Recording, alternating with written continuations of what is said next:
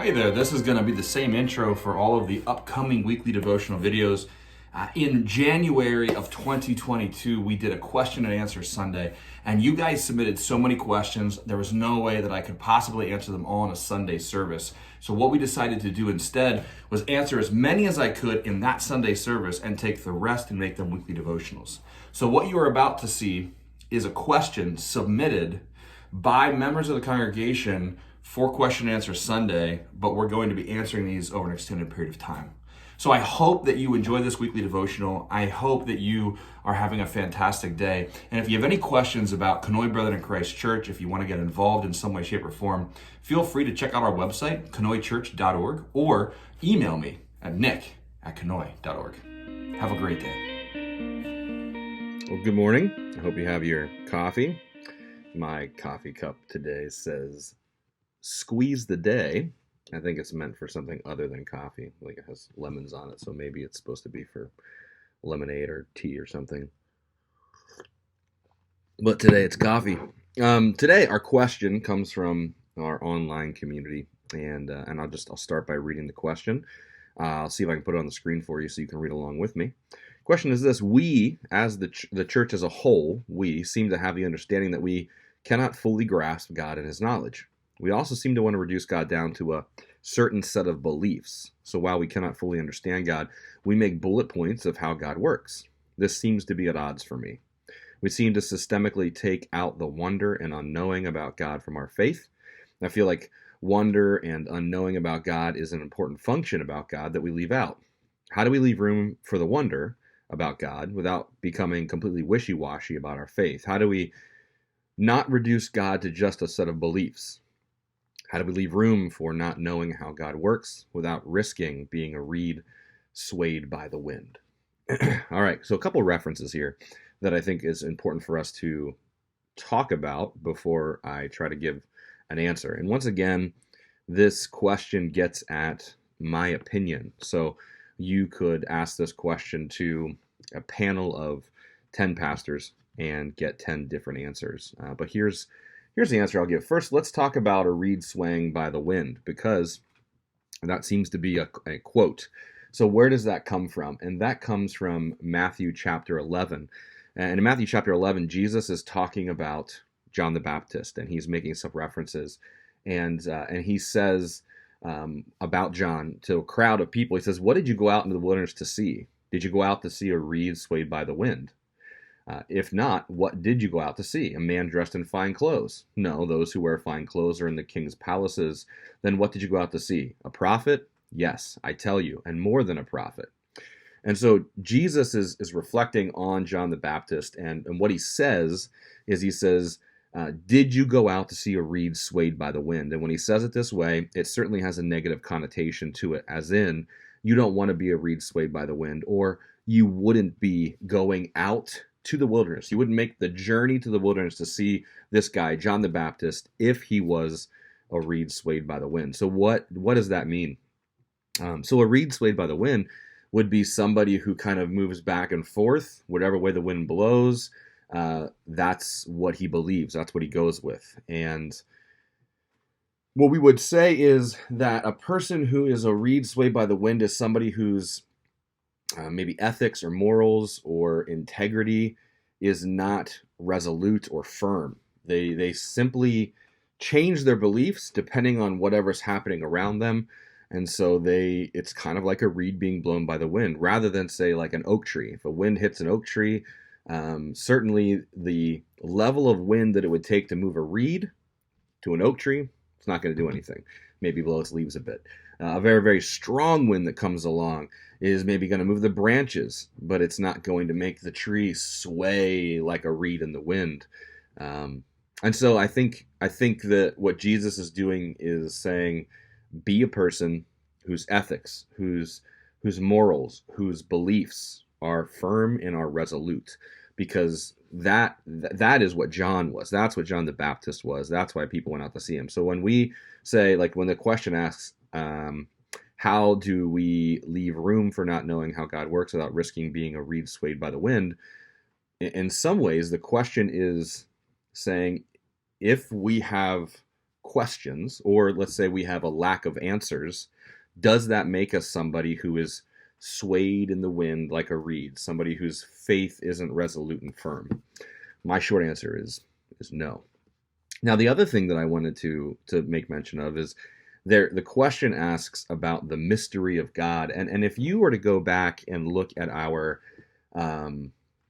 series that we did on the book of 1st and 2nd Timothy, and I can't remember what we called that series, but I'll put it on the screen if I can remember when I'm doing the editing.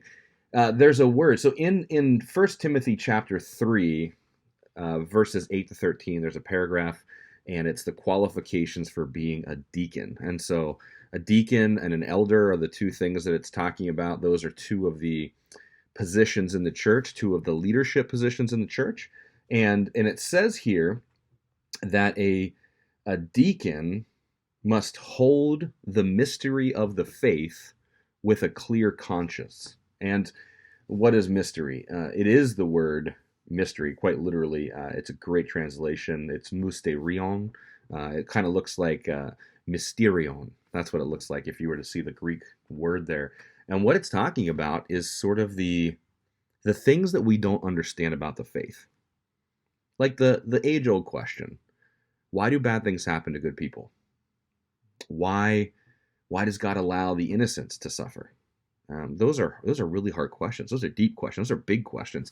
Those are the sort of questions that make people kind of want to throw the whole thing out the window, But there's something, as Paul is writing these letters to a young pastor, he says, look, your leaders in the church, they should be able to hold the mystery of God with their faith and be okay with it.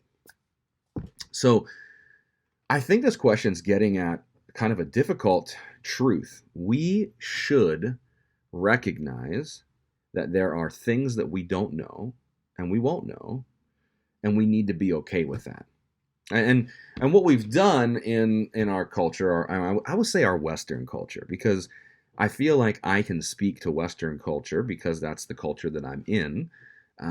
I don't know that I know enough to speak about lots of other cultures in depth. In Western culture, we like having answers. We like to have a certain equation that says, look, this variable and this variable get this answer.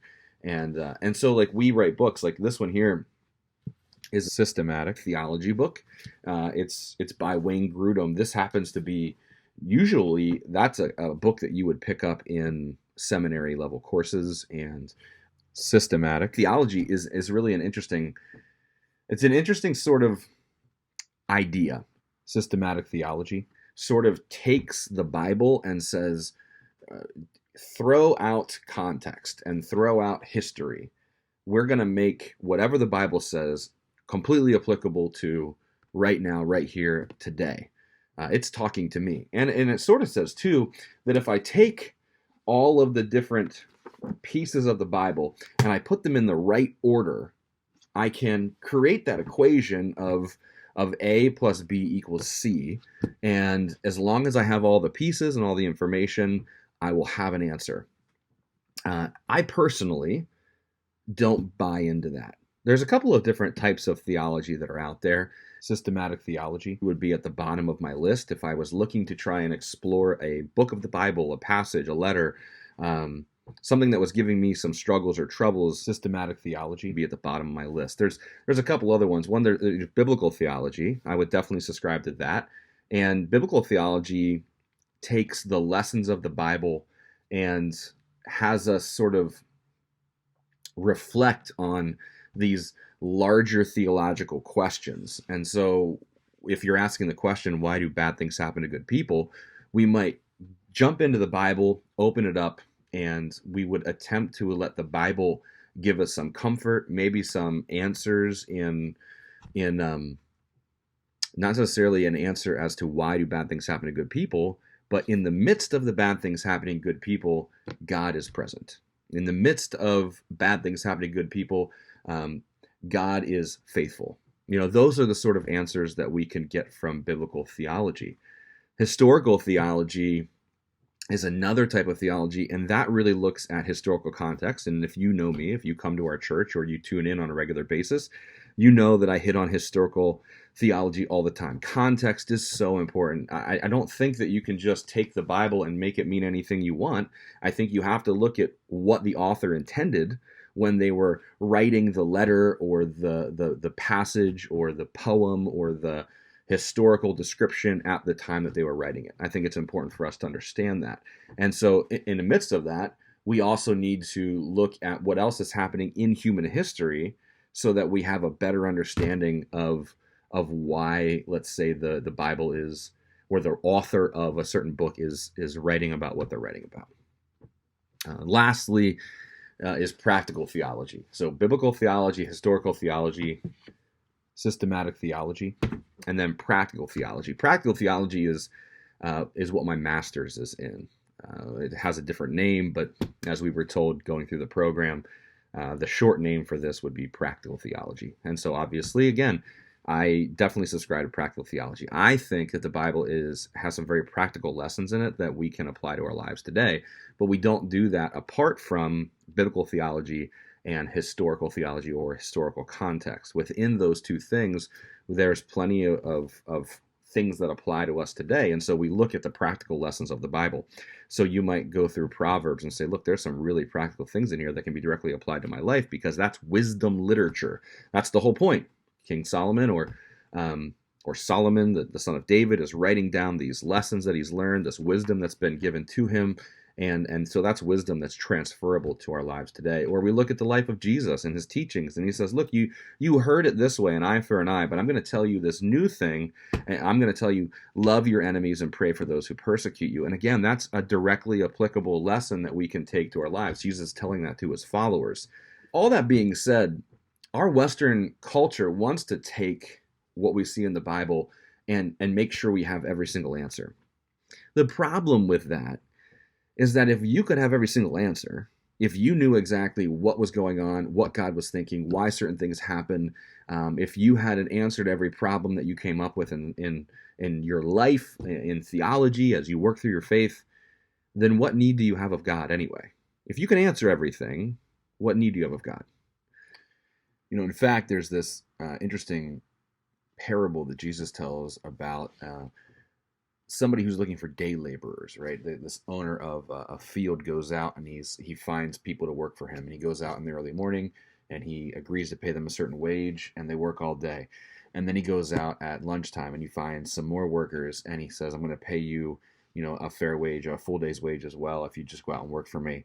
And so they go out and work for him. And then he goes out at like 3 o'clock in the afternoon when there's only a couple hours left in the workday, and he says, please come and work for me, and if you do, I'll pay you a full day's wage. And they go out and work for him for the last couple hours of the day. And then at the end, when the guy who owns the field or the farm or whatever goes to kind of settle up with everybody and pay them, the people who had been hired on in the morning and were happy to have the work and happy to have a full day's wage, they get upset when the people who came at lunchtime and at 3 o'clock in the afternoon are getting paid the same wage as them. And they're like, how is it fair that we worked all day, we toiled all day, and these people who toiled for 2 hours and who toiled for half a day are getting paid the same as us? And essentially the owner of the field, who is, in this is obviously is a story, but is supposed to represent God, says, what does it matter to you? It's my money. Like, if I want to pay them a full day's wage for only being here 2 hours, what's that to you? You agreed to work for a full day's wage for a full day's work. So what's the problem? In some ways, when Jesus tells this story, it's almost like he's saying, look, you might want to know the answer. Why is it that somebody can, at the very end of their life, choose to follow Jesus and they get all the same eternal rewards as somebody who spent their whole life doing the right thing and following Jesus? And you're like, wow, that's so unfair. And God's essentially saying, look, that's for me to know. What's it matter to you? It's my money. I can pay it out how I want to. There are certain things that are mysteries. And it would seem to me that the Apostle Paul, who would be one of the smartest Pharisees turned apostles that would have been around, also realized there were mysteries of the faith that we needed to learn to be okay with. Now, here's the thing.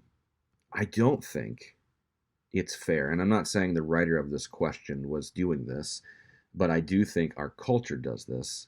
If you don't have an answer, uh, I would say that there's a thought, there's a mentality that if you don't have an answer to something, then you are a reed blown in the wind.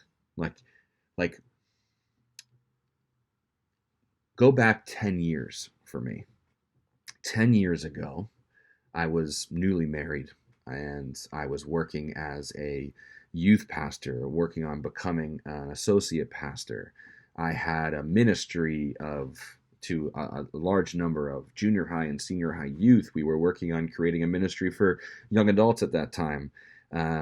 There was all sorts of things going on in my life, and if somebody asked me, why do bad things happen to good people? Why do innocents sometimes pay the price? I would have given you an answer. I would have tried to give you an answer. And I don't know that I would have been a very definitive answer. But if you were to fast forward 5 years, in that 5 year span, I would have lost 2 daughters and we would have miscarried a son. That's 3 children. I would have had a different answer at that point. Why do bad things happen to good people? Why do innocents have to suffer?